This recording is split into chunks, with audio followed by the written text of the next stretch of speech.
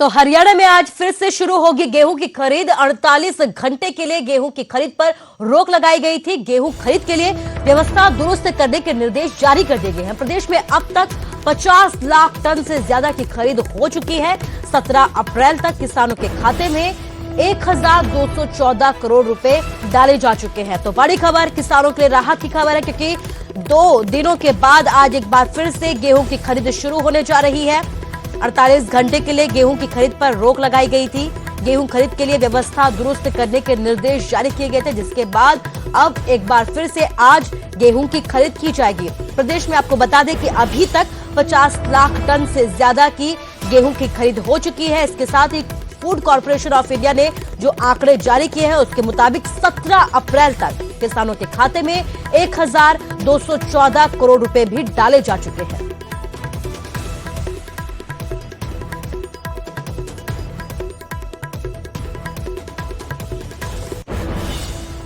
तो वहीं सिरसा की डबवालिया राज मंडी में किसानों और आढ़तियों के बीच जमकर बवाल हुआ। किसानों ने तौल में गड़बड़ी के यहां पर आरोप लगाए हैं।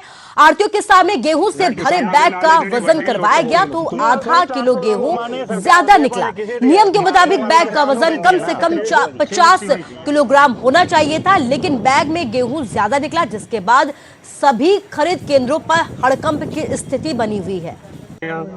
600 ग्राम का एक गट्टे के मगर वध तोलिया जा रहा।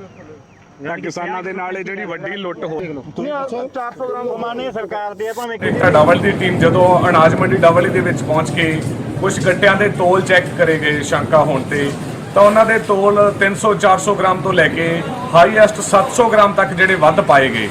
तो जदों ये रैंडमली जा के सारी मंडी दे विच चैक कीता तो एक वड्डा जिहड़ा घटाला ये प्रशासन की नक थल्ले हो रहा सीगा ते कोई इस वाल ध्यान नहीं दे रहा सी।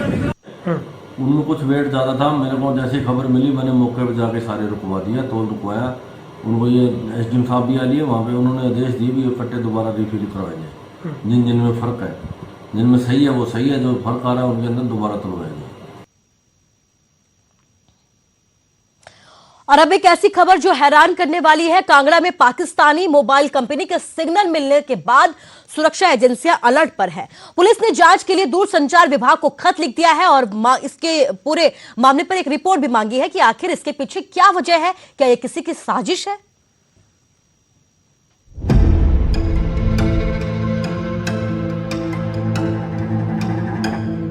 हिमाचल की जिन ऊंची चोटियों और हसीन वादियों में देश की किसी भी टेलीकॉम कंपनी के नेटवर्क मिलना तक मुश्किल हो, वहीं इस बार पाकिस्तानी मोबाइल कंपनी के सिग्नल मोबाइल पर आ रहे हैं, जिसके बाद सुरक्षा एजेंसियां भी मुस्तैद हो गईं। कांगड़ा की मशहूर करेरी झील ट्रैक से लौटे सैलानियों ने इस बारे में धर्मशाला में पुलिस को जानकारी दी।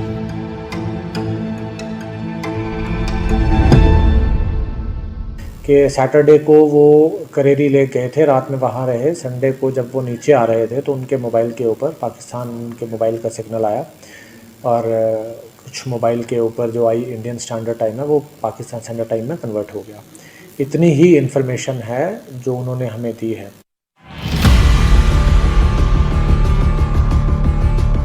सुरक्षा के लिहाज से मसला बेहद संवेदनशील है, क्योंकि जिन इलाकों में अपने मोबाइल नेटवर्क का नामो निशान तक नहीं है, वहीं पर पड़ोसी मुल्क के सिग्नल मिल रहे हैं। इसलिए पुलिस ने भी दूरसंचार विभाग को खत लिखा, तफ्तीश के लिए कह दिया। हालांकि कुछ जानकार मानते हैं कि कभी कभी फ्रीक्वेंसी के उतार चढ़ाव की वजह से भी ऐसे सिग्नल मिल जाते हैं। लेकिन क्या करेरी ट्रैक पर मिले सिग्नल के पीछे भी इसी तरह की कोई तकनीकी वजह है या फिर कोई साजिश? इसके लिए जांच रिपोर्ट का इंतजार करना होगा। विचित्र शर्मा, न्यूज़ 18 धर्मशाला। और अब खबर पानीपत से है, जहां पर एक दिल दहला देने वाला मामला सामने आया है। पानीपत के गांव बहोली में एक पिता ने अपने 3 बच्चों को नहर में फेंक दिया और फिर खुद जहर खाकर आत्महत्या कर दी। दरअसल मृतक अनिल और उसकी पत्नी में आए दिन झगड़ा रहता था, जिससे परेशान होकर अनिल तीनों बच्चों को लेकर घर से निकल गया और बच्चों को दिल्ली पैरेलल नहर में यहां पर फेंक दिया है उसने। 3 बच्चों में से 2 बच्चों के शव नहर से बरामद कर लिए गए हैं। तीसरे बच्चे की तलाश लगातार जारी है। पुलिस ने मृतक की पत्नी और साले के खिलाफ मामला दर्ज कर लिया है, लेकिन अभी तक किसी की गिरफ्तारी नहीं हो पाई है। घरेलू झगड़े के कारण हुआ था जी। तो आपसे भी बातचीत हुई थी उस दिन? क्या कुछ बातचीत हुई थी? उस दिन रात को बात हुई थी मेरी 9:30 बजे। उसने मुझसे कहा कि भाई मैंने जहर खा लिया मैंने। तो बच्चों की बात भी बताई थी उसने आपको कुछ? नहीं, मैंने उससे पूछा ना कि जी बच्चे कहाँ हैं, उसने कुछ नहीं बताया जी उसने। को अपना अनिल नाम का लड़का डोली से तीनों बच्चों को बिठा के अपनी गाड़ी में निकला था।